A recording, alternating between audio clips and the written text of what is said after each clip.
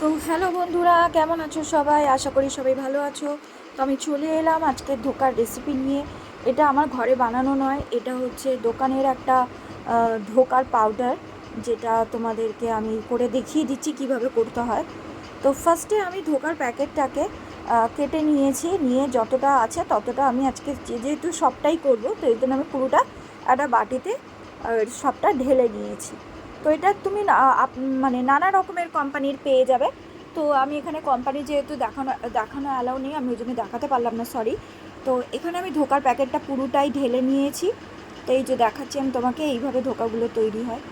তো এইবারে আমি একে 2 কাপ গরম জল দিয়ে ভিজিয়ে দেবো। তো দেখো, আমি প্রথমে 1 কাপ জলে আমি প্রথমে দিয়েছি, দিয়ে মাখিয়েছি, তো ওটা দেখলাম হয়নি। তো আমি সেখানে 2 কাপ জল, ওখানে দেখবে প্যাকেটের পিছনে যে কোনো কোম্পানিরই প্যাকেট কেনো না কেন, পেছনে পুরো রেসিপিটা লেখাই থাকে কীভাবে ধোকাটা তৈরি করবে।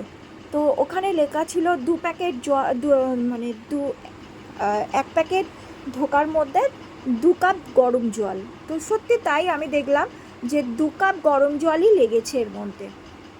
তো 1 কাপ দিয়েছিলাম, তো ওটা শুকনো শুকনো হয়ে গেছিলো। তো এটাকে তো ভিজিয়ে রাখতে হবে, ভিজিয়ে রাখলে এটা অনেকটা ফুলে যায়। তো সেই জন্য আমি একে 2 কাপ জলই দিয়েই একে ভিজিয়ে রাখলাম, একটু পাতলা করে বাটারটা করলাম।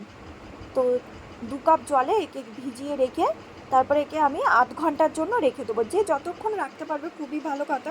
তো আমি সকালে উঠেই, ঘুম থেকে উঠে চা খাওয়ার আগে এটা ভিজিয়ে দিয়েছিলাম, কারণ আমি তাড়াতাড়ি রেসিপিটা রেডি করতে হবে 9টার মধ্যে। তো তারপরে আমি এটাকে, দেখো আমি তোমাকে পুরো স্টেপ বাই স্টেপ দেখাচ্ছি। তো কিছুটা আমি একটুখানি মাঝখানে বাদ দিয়ে দিয়ে করেছি, কেননা ভিডিওটা অনেক বড় হয়ে গেছিলো, লং হয়ে গেছিলো। তো সেই জন্য আমি এটাকে কিছুটা কেটে কেটে এটাকে আমি শর্ট করে নিয়েছি। তো তোমাদেরকে আমি যাতে না ভেজাতে প্রবলেম হয়, সেই জন্য এই রেসিপিটা, এই বাটারটা আমি তোমাকে ভালোভাবে কিভাবে করেছি দেখিয়ে দিলাম। তো দেখো, 2 কাপ জল দিয়ে একে আমি রেখে দিলাম ঢাকা দিয়ে।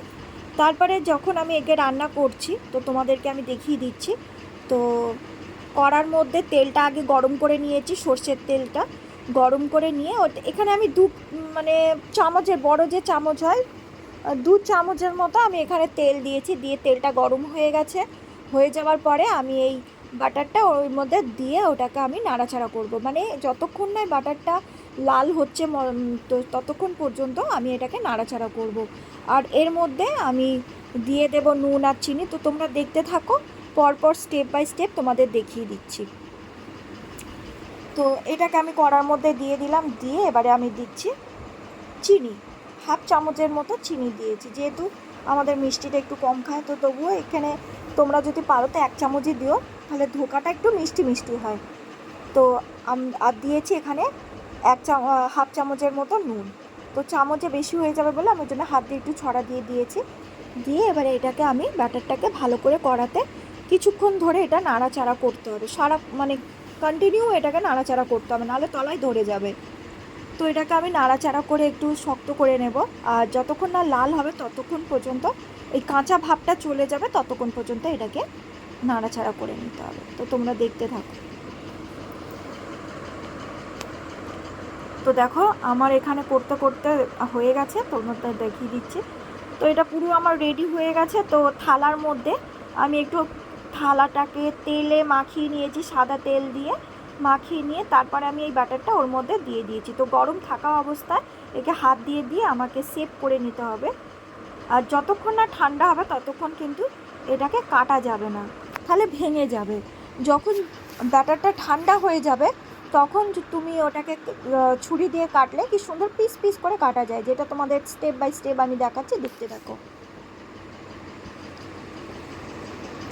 তো একে আমি কিছুক্ষণ ধরে রেখে দেবো যতক্ষণ না ঠান্ডা হচ্ছে।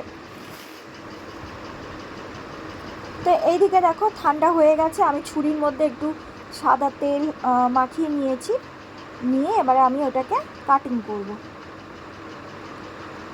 তো তোমরা যে কোনোভাবে কাট করতে পারো, বড় ছোট যে মেকারে। দেখেছো ঠান্ডা হয়ে গেলে কি সুন্দর স্টেপ বাই স্টেপ, আর কি সুন্দর, মানে কোনো ভাঙবেও না, কিছু না। আমি তোমাদের তুলেও দেখিয়ে দিচ্ছি, খুব সুন্দর হয়। কিন্তু গরম অবস্থায় যদি তোমরা কাটাকুটি করতে যাও তাহলে কিন্তু জিনিসটা ভেস্তে যাবে। একে পুরোপুরি ঠান্ডা হতে দিতে হবে। তো আমি ছোট ছোট করে শেপ দিয়ে দিয়েছি, কারণ ছোট ছোট করে ভাজতেও সুবিধা হয়, খেতেও ভালো লাগে, আর মনে হয় যেন পাতে অনেক অনেক করে পড়লো, তাই না? সেই জন্যেই আমি একটু ছোট ছোট করে করি। তো দেখো, আমি তোমাদেরকে একটুখানি তুলে দেখিয়ে দিচ্ছি। তো দেখো কি সুন্দর উঠে এসছে, দেখো। আমি আর একটা তুলে তোমাদেরকে দেখিয়ে দিচ্ছি। তো এইটা দেখে নিয়েছো। এবার সবগুলো আমি এবারে তুলে একটা বাটিতে রেখে দেবো। তারপরে এটাকে আমি তেল গরম করে ভাজতে থাকবো। তো তোমাদের আমি তুলে তুলে দেখিয়ে দিলাম। তো চলো এবার আমি এটাকে ভাজি। তো এদিকে তেল, আমি সর্ষের তেল দিয়ে দিয়েছি, তেলটা গরম হয়ে গেছে। তো তেলটা গরম হয়ে যাওয়ার পরে আমি এক এক করে এগুলো ছেড়ে দিলাম। তো বেশি দেবে না, যতটা পরিমাণে তেল দেবে সেই অনুযায়ী ভাজবে। যেমন আমার এখানে দুবার করে আমি ভেজেছি, ঠিক আছে? তো দুবার করে আমি ভেজে নিয়েছি, একেবারে দিইনি, তাহলে গায়ে গায়ে লেগে যাবে আর ভাজাটাও ভালো হয় না।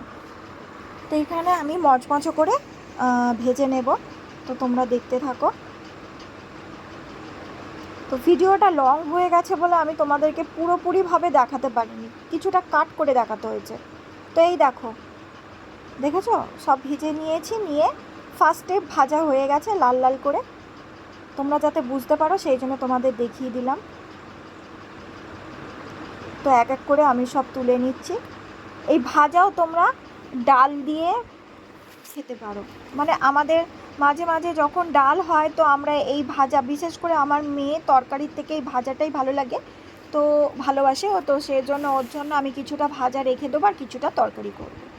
তো দেখো ওই তেলের মধ্যে দিয়ে দিয়েছি 3টে এলাচ ফাটিয়ে, আর দিয়েছি হিং, হাফ চামচের মতো হিং দিয়ে আলুগুলো দিয়ে দিয়েছি। যেহেতু এটা নিরামিষ আর এতে আজকের ডালের সঙ্গে খাওয়া হবে, ওই জন্য একটু আলু দিয়েছি। তোমরা আলু ছাড়া করতে চাইলে আলু স্কিপ করতে পারো। তো আমি এখানে আজকের একটু আলু দিয়েছি। তো আলুটা ভালো করে লাল লাল করে, যেরকম তোমরা ভাজো তো ওরকম লাল লাল করে ভেজে নেবে। তো আলুটা ভাজা এদিকে হয়ে গেছে। তো তার মধ্যে আমি এবারে এক এক করে মশলা দেব। তো দিয়ে দিয়েছি জিরে গুঁড়ো, তারপরে দেব হচ্ছে হলুদ গুঁড়ো, 2 চামচ হলুদ গুঁড়ো, আর দেব, যেহেতু লঙ্কা তোমরা স্বাদ অনুযায়ী দিও, আমাদের এখানে লঙ্কাটা বেশি ভালোবাসে ঝালটা, সেজন্য আমি লঙ্কাটা দিয়েছি এখানে 3 চামচের মতো। দিয়ে আমি এটাকে ভালো করে নাড়াচাড়া করে নেব। আর সামান্য পরিমাণে, মানে হাফ চামচের মতো একটু আদা বাটা দিয়ে দিও, হাফ চামচের মতো, আমি আবার বলছি হাফ চামচ আদা বাটা, ঠিক আছে? আদা বাটা দিয়ে এটাকে কষে নিও। তো দেখো তারপরে আমি এটাকে জল দিয়ে ভালো করে ফুটিয়ে নিয়েছি। ফুটিয়ে নেওয়ার পরে আমি এটা এর আগেও তোমাদেরকে অনেকটা দেখাবার চেষ্টা করেছিলাম, কিন্তু বললাম ভিডিওটা লং হয়ে যাচ্ছে, ফেসবুকে যাচ্ছে না, সেই জন্য আমি ভিডিওটা কিছুটা আমায় কেটে দিতে হয়েছে। তো তারপরে আমি এইখানে সব রকম মশলা দিয়ে একে 10 মিনিট জলটা ফুটিয়েছি। জলটা মানে ঝোলটা ফোটানোর পরে যখন দেখছি আলু সিদ্ধ হয়ে এসেছে নামাবার মুখে, তখন আমি এই এগুলো ভাজাগুলো দিয়ে দিয়েছি, ধোকাগুলো দিয়ে দিয়েছি, ঠিক আছে? তো তারপরে দিয়ে এর মধ্যে লাবাবার, এবারে দেখো পুরো রেডি হয়ে গেছে আমার ঝোলটা। একটু মরা মরা, যেহেতু ডাল দিয়ে হবে তো একটু মাখা মাখা আমি করে নিয়েছি। তো দেখো পুরো আমার কমপ্লিট হয়ে গেছে, এই যে রেডি। তো যারা ঘি খাও তারা অবশ্যই এতে কিন্তু সামান্য ঘি দিও, তাহলে টেস্টটা আরও সুন্দর হবে। আমাদের রিয়া ঘি খায় না, ওই জন্য দিতে পারলাম না। তো তোমাদের ভিডিওটা কেমন লাগলো আমাকে একটু জানিও। তো ভিডিওটা লাইক, কমেন্ট আর শেয়ার করে দিও। টাটা, দেখা হচ্ছে নেক্সট ভিডিওতে। ভালো থাকবেন, সুস্থ থাকবেন।